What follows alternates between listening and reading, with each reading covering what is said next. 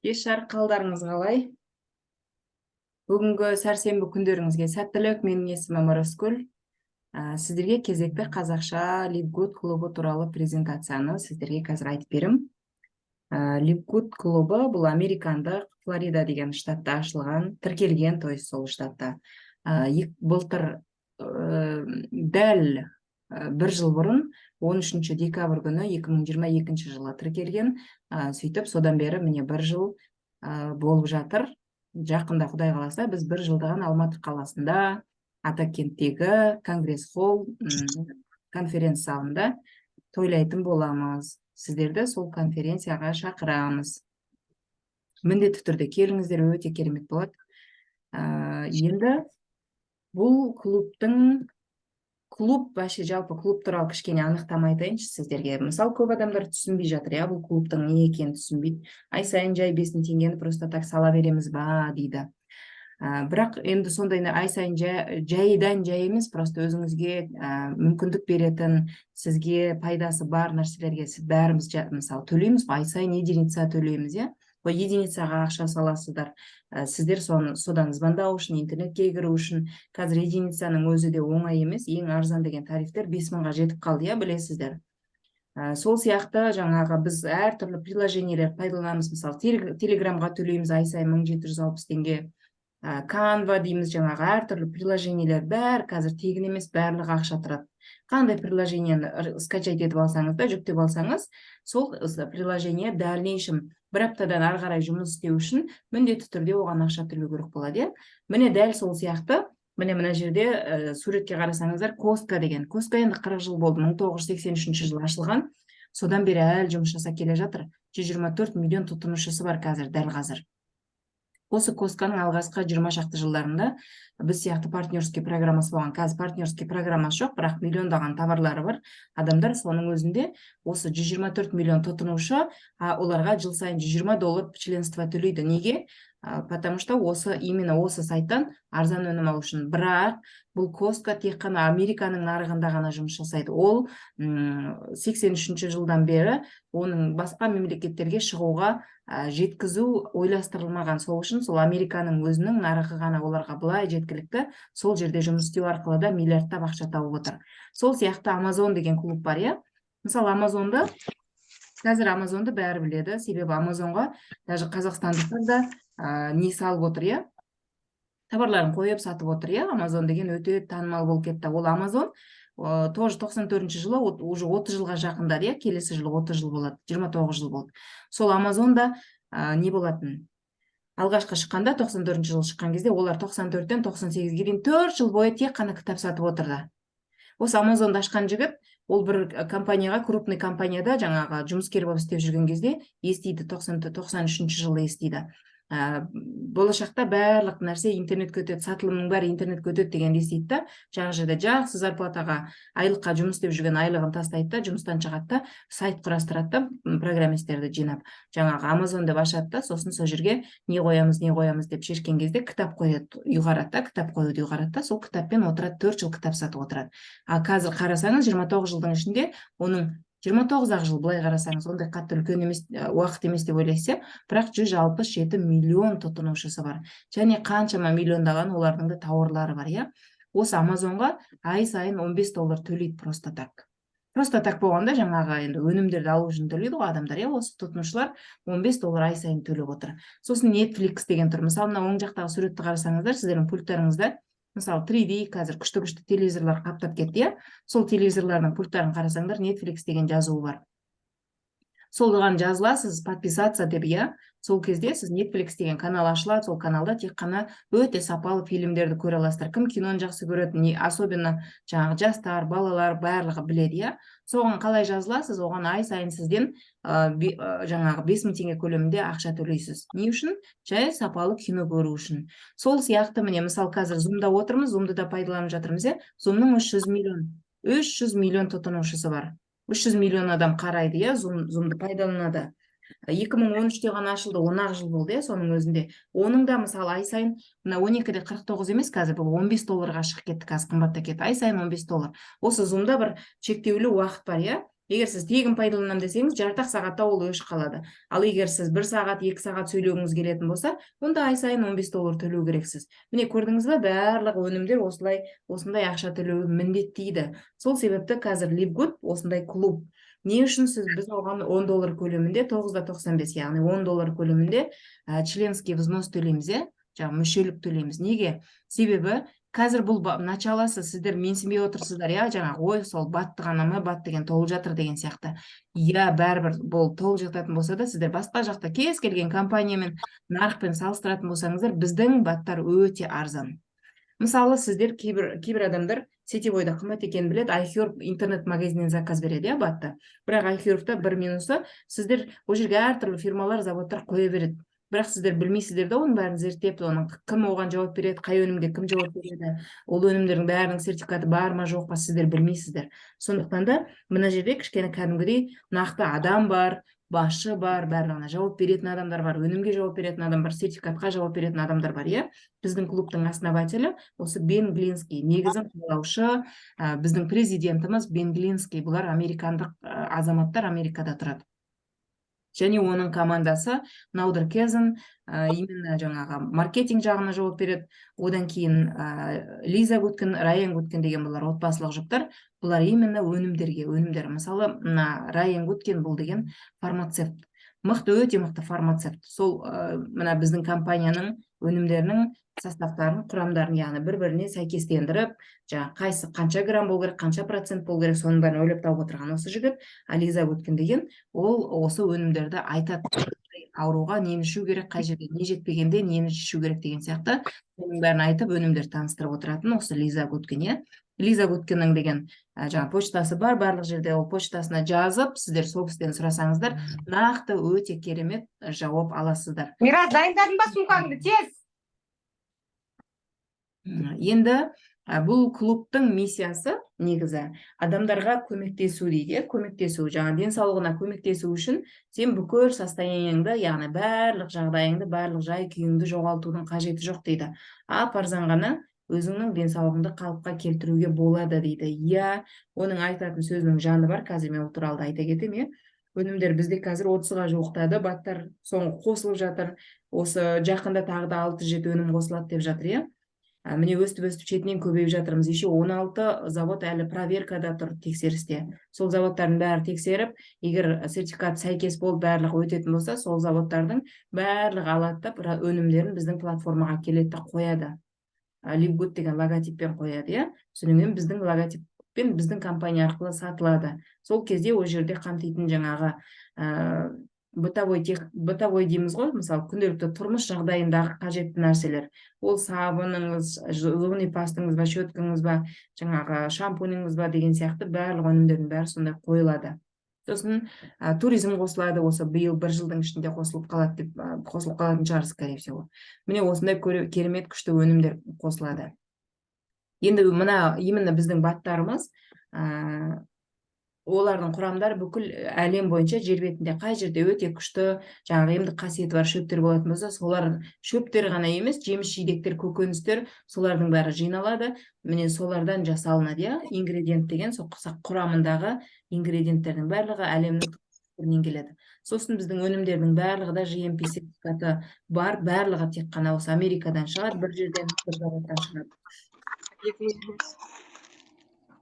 Сосын қазірше өнімдер жаңағы тек денсаулық пен косметика, әдемілік осыны қамтып отыр. Осындай өнімдер бар, 30-ға жуық. Егер бұл өнімдерді, жаңа ғана айтып кеттім, барлық жақпен салыстырған кезде өте арзан. Өте арзан, 75-80-82%-ға дейін даже жаңағы сіз өзіңіздің ақшаңызды үнемдейсіз. Бір жерден 55 мың теңгеге алып жүрген затыңызды, мына жерде 55 мың теңгеге 11 зат ала аласыз. Бір емес 11 зат ала аласыздар.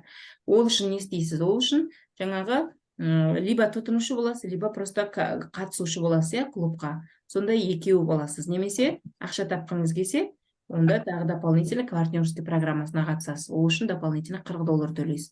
Ал енді участниктер не істейді? Участниктер деген қатысушы, қатысушы жаңа 75%-ға дейін өзінің ақшасын үнемдейді да, просто өнім сатып алады. Міне, сөзімнің дәлелі ретінде көрсете кетейін, біздегі CBD деген масло вообще CBD соңғы кезде өте әлемге танымал болып кетті. CBD деген конопляның кәдімгі анаша шөп қой, соның сығындысынан май шығады.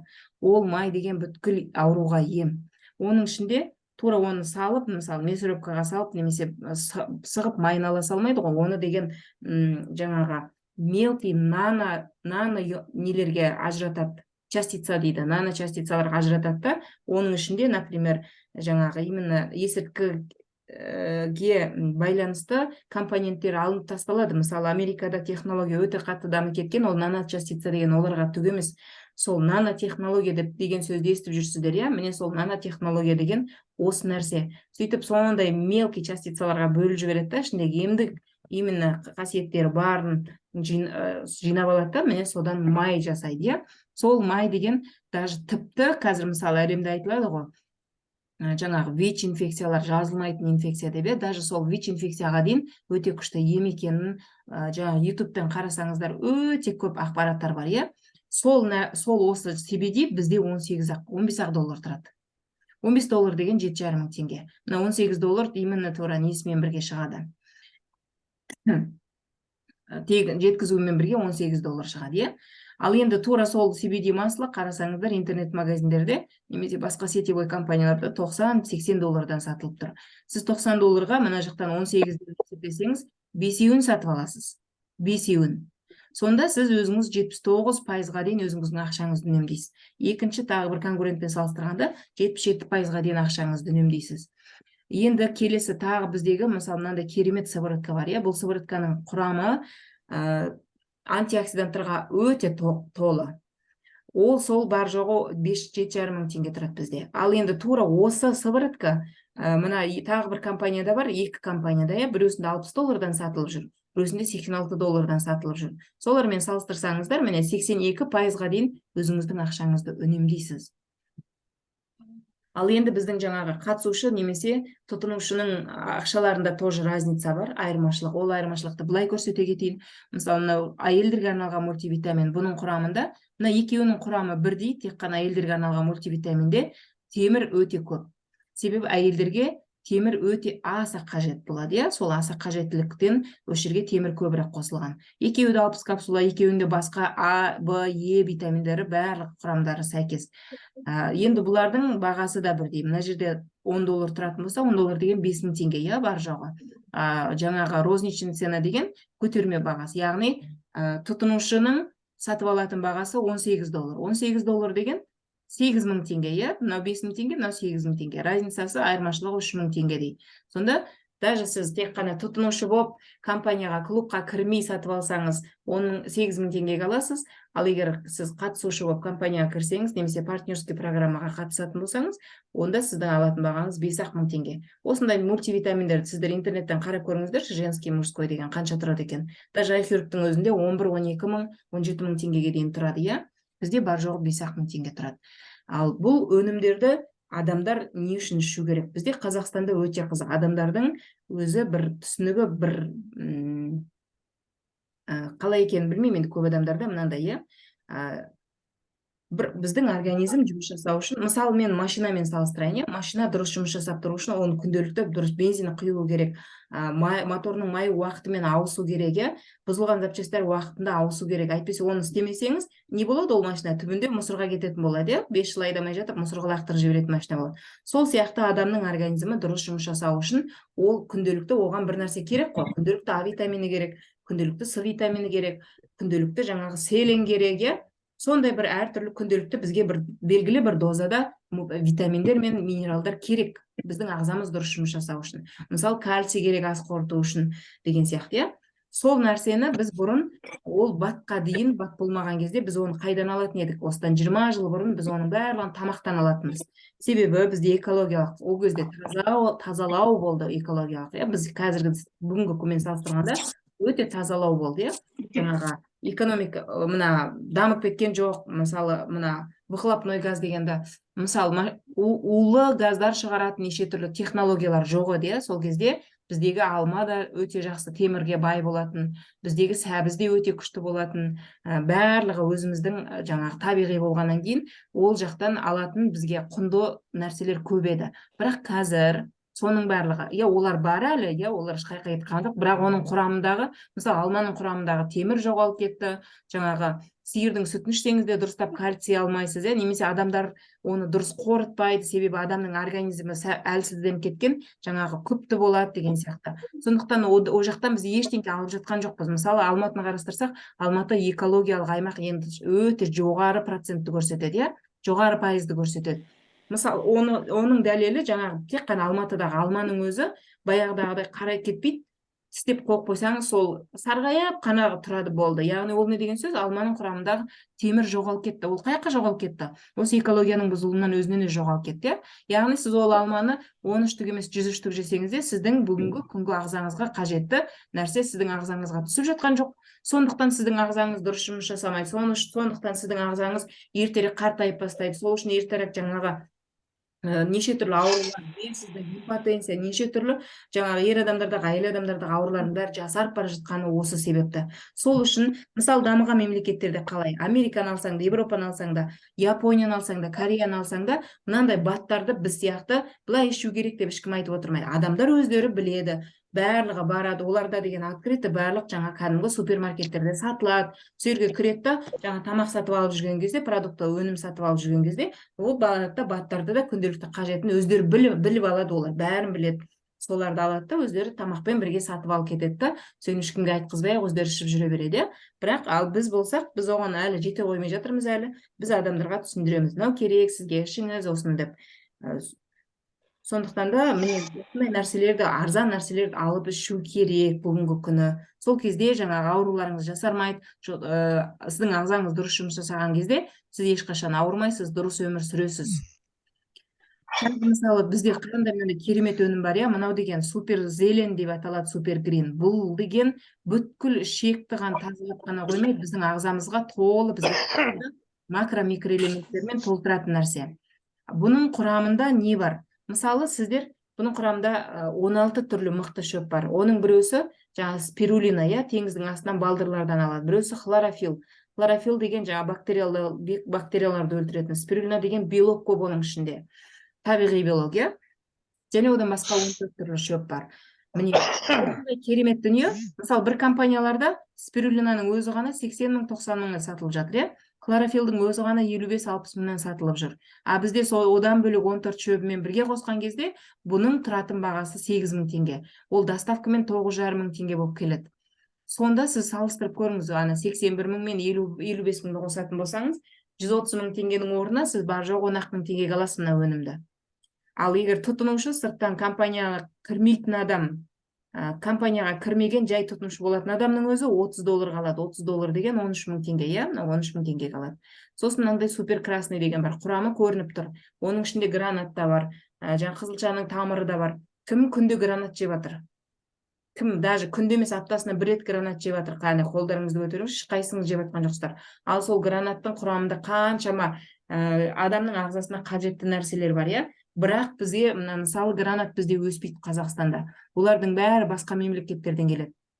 Енді мына басқа мемлекеттерден келетін жеміс-жидектердің өзінің құрамында қазір жеткіліксіз. Неге дейсіздер ғой? Себебі олар сол піскен кезде үзіп алып келсе, ол Қазақстанға келгенше транспортация, жеткізілгенше Қазақстанға бір айдың ішінде ол не болады? Езіліп, КамАЗбен жеткенше быт-шыт болады. Сол үшін олар не істейді? Ол жақтан чикі күйінде үзіп алады да, бізге Қазақстанға жолда келгенше пісіп кетеді деп, Ал чикі күйінде үзіп алды деген сөз, оның құрамындағы витаминдер әлі жеткіліксіз.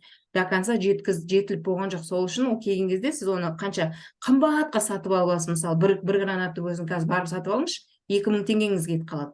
Соны қымбатқа сатып алып жесеңіз де, оны қазір осы бір-ақ күнде жеп тастайсыз, бір сағаттың ішінде. Және одан сіз ағзаңызға қажетті жеткілікті нәрсені алмайсыздар, Ал енді мына жерде суперреттің ішінде сол нәрсе, бұлар деген еще деген білесіздер ғой. Мысалы, үлкен завод болғаннан кейін әлемнің түкпір-түкпірінен олар деген кәдімгі біз сияқты 1 килограммда 1 штуктап сатып алмайды, олар тонналап алады. Тонналап алғаннан кейін олар копейка қалады. Копейка қалғаннан кейін бұл өнімдер арзан бізге келіп тұр. Түсініңіздер ме? Сол осы керемет нәрсе бүткіл біздің қан тамырымызды тазалайтын, қанымызды қалыпқа келтіретін, қою болса сұйылтатын, сұйық болса дұрыстайтын, барлығы міне осындай өнім бар жоғы тұратыны жаңағы 9,5-10 мың теңге. қандай керемет нәрсе, осы керемет мүмкіндіктерді өздеріңіздің аккаунттарыңыздан тапсырыс беруді үйреніп алып тапсырыс берсеңіздер болады. Қазір тем более бүгін жақсы жаңалықты естідіңіздер, иә? Германиядан жаңағы бір пакет қосылды ғой, сол пакеттен заказ берсеңіздер, именно сол пакетті ғана заказ берсеңіздер, жеткізу тегін деп тұр, иә? Ол 11 штук өнім бар, ішінде бар жоғы $100 деген 45 мың теңге, иә? Сондықтан да именно сол нәрсені мүмкіндікті біз білмейміз, ол қанша акция ма, қанша ай тұрады, қанша күн тұрады білмейсіздер. Сол үшін акция осындай керемет мүмкіндік беріліп тұрған кезде тез заказ беріп, соның қызығын көруге болады. Енді екінші часты, егер сіз партнерский программаға қатысқыңыз келетін болса, онда сіз не істейсіз? Онда сіз $50 төлеп, яғни 24 мың теңге төлеп клубқа кіресіздер. Клубқа кіргеннен кейін ары қарай уже ай сайын және осы мүмкіндікті жоғалтып алмау үшін, және орныңыз бекітіліп тұру үшін, түскен орныңыз бекітіліп тұру үшін ай сайын сіз өзіңіздің мүшелігіңізді төлейсіз. Ол $10 көлемінде отырады. 5 мың теңге көлемінде, иә? Сіз оның қызығын әлі қазір көрмесеңіз де, әлі алда талай уақыт көресіздер сол нәрсені. Енді партнерский программада бізде 7 түрлі табыс көзі бар. Оның 2-і аптасына түседі, қалған 5-і жаңағы айына бір рет түсетін табыстар, иә? Енді жеке-жеке тоқтала кетсек, мысалы, сіз клубқа $25 адам шақырдыңыз. $50 адам шақырдыңыз клубқа, иә? $50 ол адам келді.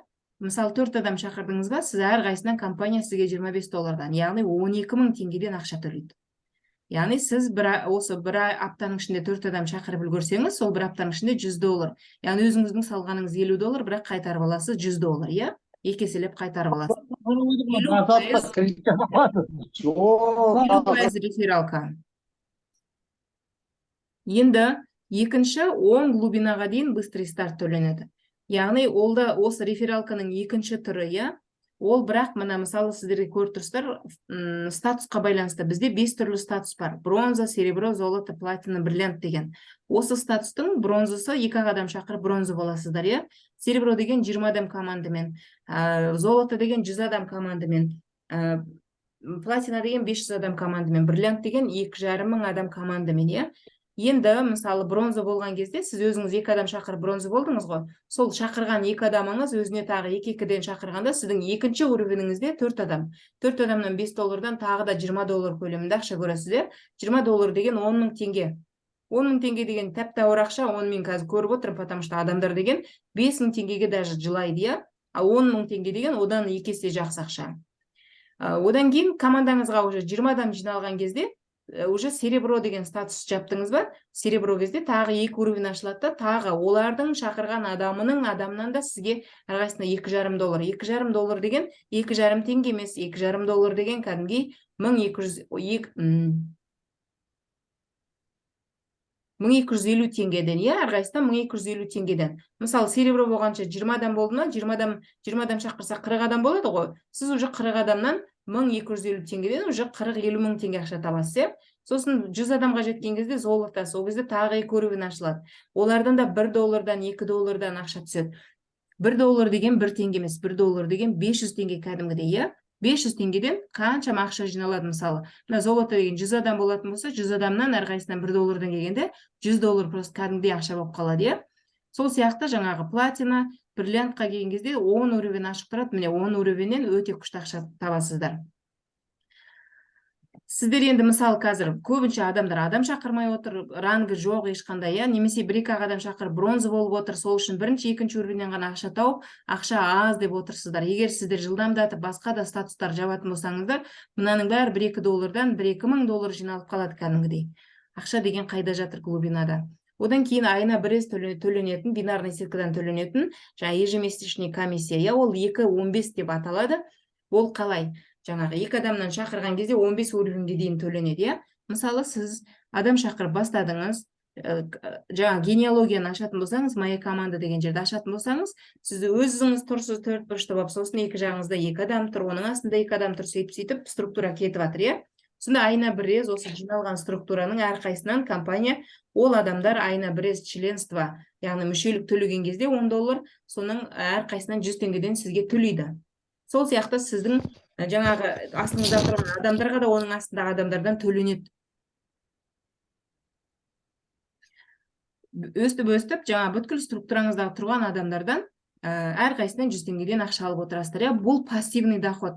Қазір бірінші жасайсыздар, 1-2 жыл, мысалы 1-2 жылдың ішінде 10 мың, 5 мың ба, жоқ 1000 адам ба, сондай команда құратын болсаңыз, мысалы 10 мың адам құратын болсаңыз, 100 теңгеден 1 миллион теңге табыс шығып тұрады. Одан кейін сол 1 миллион теңгені регулярно алып отырасыздар.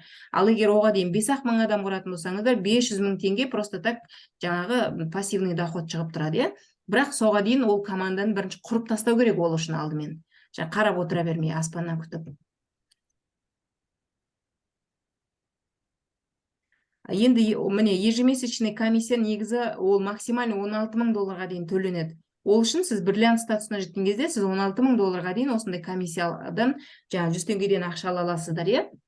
Енді соответствующий бонус деген бұл вообще одан да күшті.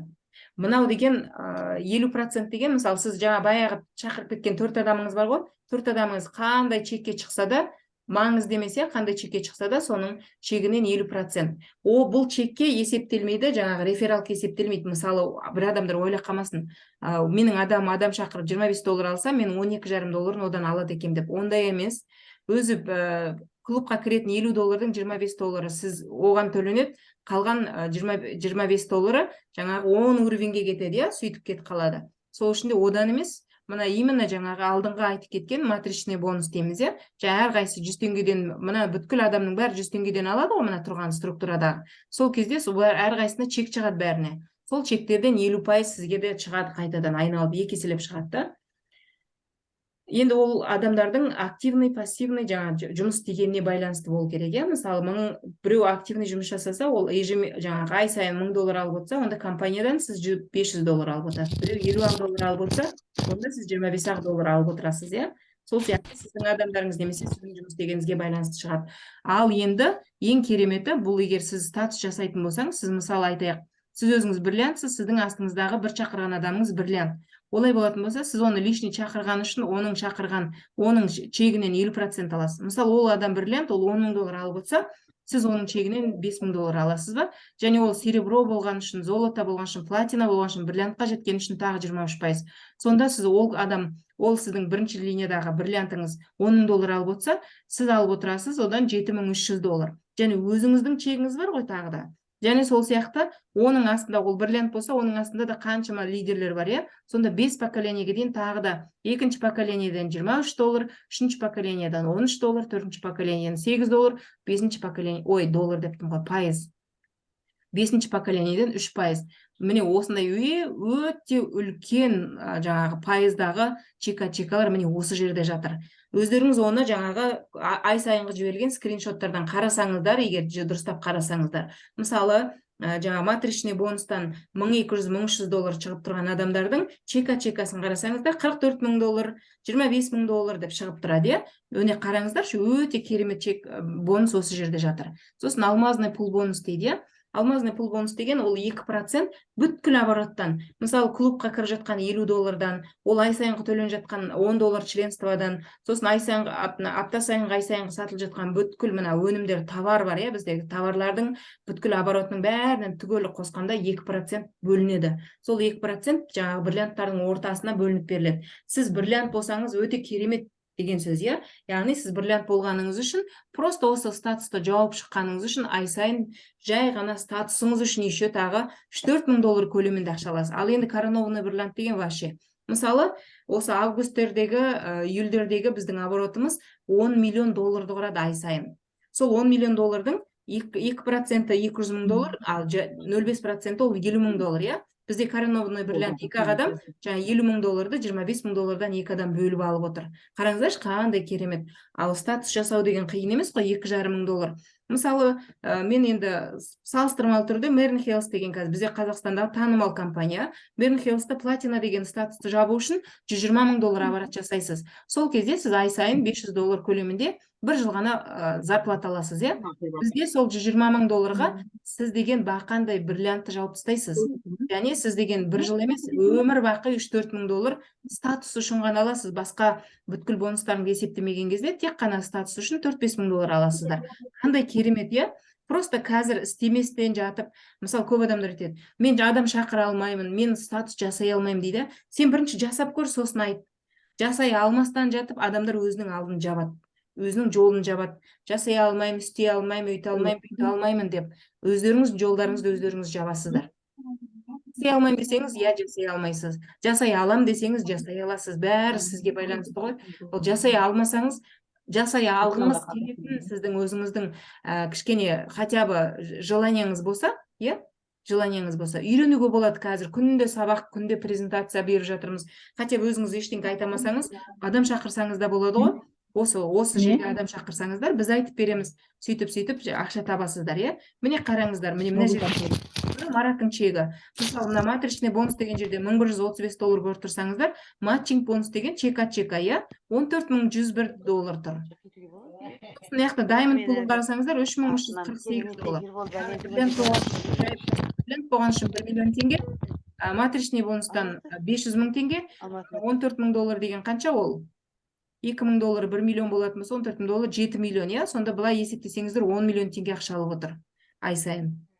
Оң жағыңыздағы мынау тимелердің несі $44.000 деп тұрған тимелердің чека-чекасы. Міне қараңыздар, қандай керемет. Сондықтан барлық мүмкіндік сіздерде. Жаңа жасай алмаймын деп қарап отыра берген кезде біреу сізге ешкім ештеңкесін бөліп бермейді, жасап бермейді. Сондықтан ақырындап қимылдап, жаңағы күнделікті дисциплина керек бұл жерде. Бұл бизнесте тек қана дисциплина керек. Өз-өзіңізді тәрбиелеп, дисциплинаға салып, кәдімгідей сөйтіп жұмыс істейтін болсаңыз, онда биыл болмаса да келесі жылы жасайсыз, бриллиантыда жасайсыз. Биыл болмаса да келесі жылы байисыз. Жаңағы сондықтан да бәрі бітіп қалды, ешқандай да бітіп қалған жоқ. Любой уақытта жасауға болады. Сондықтан барлық не өздеріңіздің қолдарыңызда жасаңыздар. Тыңдағандарыңызға рахмет. Менің осымен презентациям аяқталды.